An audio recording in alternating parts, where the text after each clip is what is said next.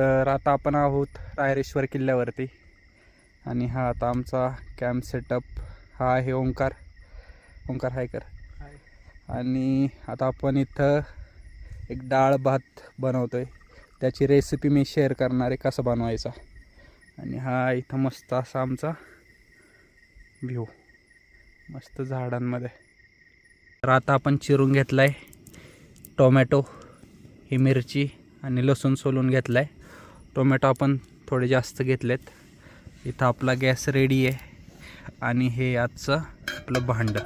हे आता टाकतोय आपण तूप, त्यामध्ये लसूण,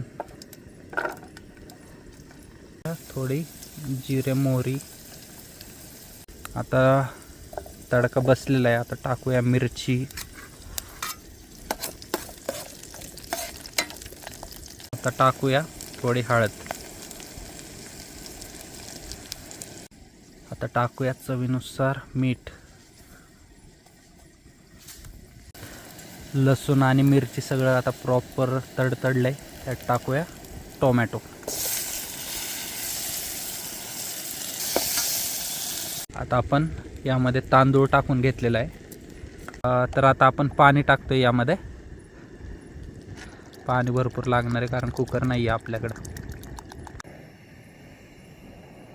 तर आता आपला भात शिजत आलेला आहे.